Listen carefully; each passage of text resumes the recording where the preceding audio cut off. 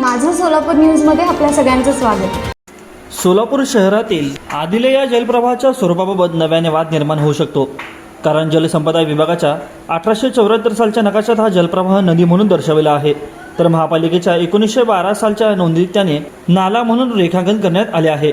जवळपास 150 वर्षाच्या या विसंगत नोंदीमुळे आदिलाच्या रेडलाईन रेखांकनामध्ये महापालिका प्रशासन पदाधिकारी तसेच बांधकाम व्यावसायिकांचे लक्ष लागले आहे।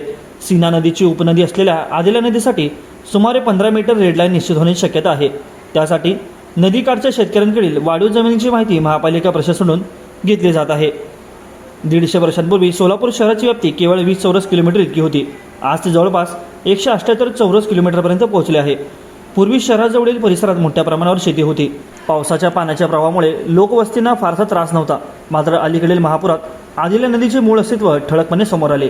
दरम्यान नदीच्या दोन्ही बाजूंना वर्षानुवर्षे गाळा साचला। ही मिळालेली वाढीव जमिनीची स्थानिकांच्या नावावर नोंदी झाली। अनेक वर्षे त्या जमिनीवर शेतीही केली गेली। कालांतराने शहराचा विस्तार वाढला आणि काही शेतकरी बांधकाम व्यवसायाकडे वळाले।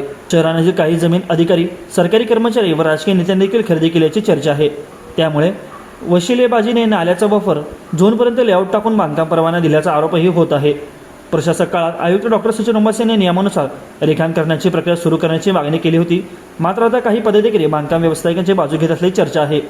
आदिला नदी म्हणून मान्य झाल्यास नियमानुसार दोन्ही बाजूंना सुमारे 15 मीटरपर्यंत रेड लाईन ठेवली जाऊ शकते। त्यातून अनेकांचे क्षेत्र कमी होणार आहेत। नदी की नाला याचा शोध घेताना मिळालेल्या अनेक नोंदीनुसार अनेक नवीन माहिती समोर येत आहे।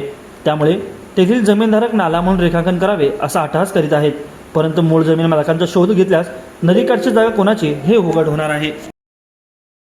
माझं सोलापूर न्यूज या यूट्यूब चॅनलला सबस्क्राईब करा आणि बेल आयकॉन प्रेस करायला विसरू नका।